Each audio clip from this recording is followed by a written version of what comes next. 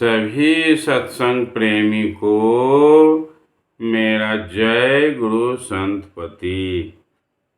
आदरणीय संत समाज आदि गुरु संतपति शिव नारायण स्वामी द्वारा रचित ग्रंथ 12 वाणी का हम लोग श्रवण कर रहे हैं। 12 वाणी के छठे वाणी के सज 7 का श्रवण हम लोग करते हैं। स्वामी जी इन वाणियों में यह स्पष्ट किए हैं कि यह संसार काल का देश है, यह मृत्यु लोक है। इसमें हम काल के चक्र में पड़कर तरह तरह के कर्मों को करते हैं और इसमें उलझे भी रहते हैं, फिर मरते हैं और फिर जो है ये जीव आत्मा किसी दूसरे जोनि में जाती है। मरते हैं जीते हैं, मरते हैं जीते हैं, अर्थात काल के वशीभूत हैं, हमारी मर्जी नहीं चलती है। इससे अगर छुटकारा पाना है, अपनी मर्जी चलानी है, मुक्त होना है, स्वतंत्र होना है, तो उसके लिए सद्गुरु से दीक्षा लेकर सूरत शब्द योग की साधना करनी होगी और फिर संत लोक की ओर गमन करना होगा।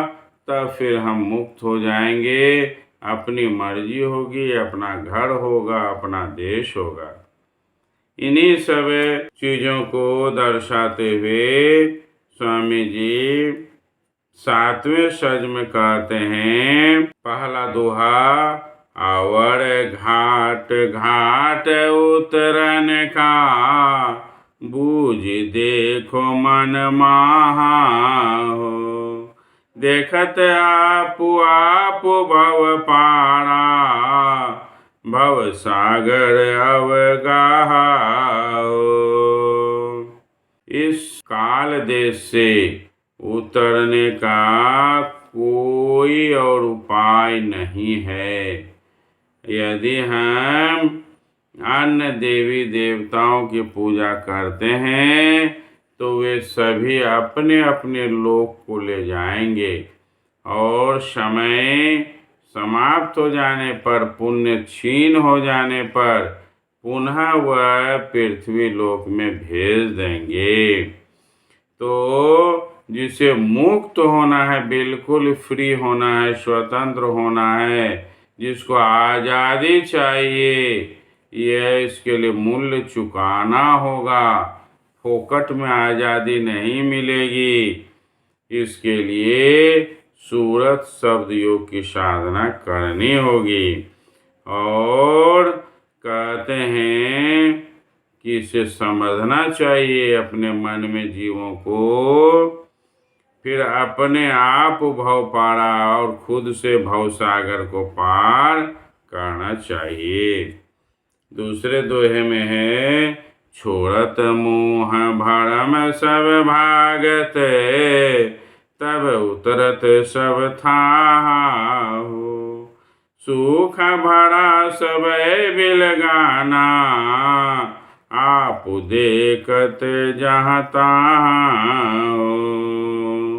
कहते हैं जब ये भ्रम का भूत उतर जाएगा, हम सभी जीव मोह के भ्रम में पड़े हुए हैं, यह मेरा, यह मेरा, यह तेरा, ये जो मोह का भ्रम है, जब ये उतर जाएगा तब हमें कुछ कुछ ज्ञान होगा।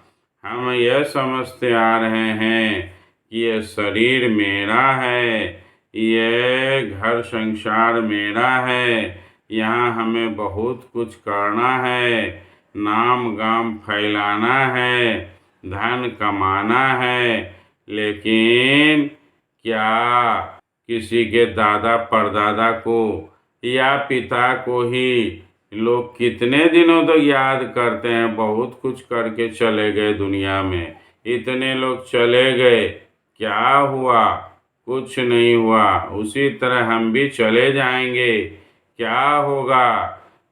कुछ नहीं होगा। यह भ्रम हम सभी को है कि हमने इतना किया, मेरे द्वारा यह किया गया, वह किया गया, हम बहुत बड़े सत्संगी थे, आदि आदि न जाने 50 तरह के भ्रम हम सभी पाले हुए हैं।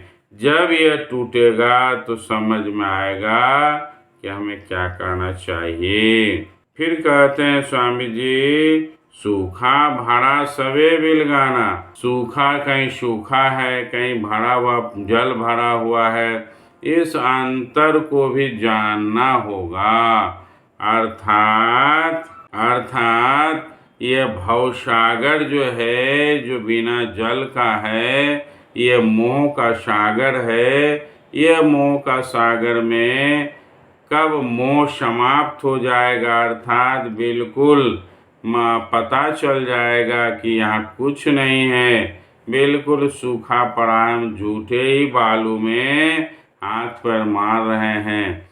जब ये समझ में आ जाएगा तो फिर हम भ्रम से बाहर आ जाएंगे। तीसरे दोहे में है, तेहि ते कहा संदेश जगत का, छाड़ो कर्म की छाहो, तब उतरत भव पार अपना, जाहु अपन घर जहाँ हो। कहते हैं कर्म का फंदा छोड़ना होगा। यही स्वामी जी का संदेश है। कर्म को ऐसा करना होगा जिसका फल नहीं मिले। जो अपने घर को जाना चाहते हैं वह कर्म को ठीक करें। चौथे दोहे में है, सब ऊपर होई निनारा, करे विलास घर महा हो, शिव नारायण कई समझावत, भूला फिरत घर महा हो। सब ऊपर होई नियारा, जब हम साधना करके सूरत शब्दियों की साधना कर अनाम पद को प्राप्त कर लेंगे, तब अंत लोक का रास्ता बिल्कुल खुल जाएगा और फिर हमें कुछ करने की आवश्यकता नहीं होगी। वहाँ जाकर हम विलास करेंगे। शिवनारायण स्वामी समझा कर कहते हैं। आते हैं सज 8 की ओर। काल देश सब काल वसुत है, कर्म का फंद बनाए हो, लाई लगाई देत चौरा, मोह बसी जत जाई हो। काल का यह देश में चारों तरफ से काल जो है फंदा लगाए हुए है, कहीं से भी निकलने नहीं देना चाहता है। हर तरफ कोई न कोई व्यवस्था करके रखा है और फिर जीव इसमें मोह के वश में पड़कर उलझते रहते हैं। दूसरे दोहे में है, सब ही बझावत जहाँ लगी आवत, मानत नहीं काहू दुहाई हो, सब घर काल रहत घर अपना, अपना छाई छवाई हो। काल अपना काम कर रहा है, बहुत ही ईमानदारी से कर रहा है। वह हर जगह अपना जाल बिछाए हुए है। अगर हम कहें कि तरह तरह के परचम से क्या किया, पूजा करना है तो गंगा नदी में नहाना होगा, ये काल का ही फेर है। अगर हमें कल्याण चाहिए तो सत्यनारायण भगवान की पूजा करनी होगी। इसी तरह से तरह तरह का पूजा पाठ करते हैं हम लोग, अपना समय को लगाते हैं पूजा पाठ में। क्या कर रहे हैं? ये सब काल का ही घेरा है। इससे हम अपने आप को नहीं पहचान पा रहे हैं। हम उस देवी देवता को जान पहचान रहे हैं जो हमें अपना कल्याण होने नहीं देगा। तीसरे दोहे में है, पैसत छुअधा होई घर महा, जत पावत तत खाई हो। जहाँ लगी उपजत यही जगत में, जहाँ लगी कर्म लगाई हो। ये काल की जो क्षुधा है उसके कारण वह सभी जीवों को काल के वश में करने के लिए तरह तरह की समस्या दे डाले हैं और फिर कर्म का ऐसा फंदा बनाया जिससे जीव निकल नहीं सकता है। चौथे दोहे में है, सबहि बझावत जहाँ लगी आवत, मारत खात मन लाई हो।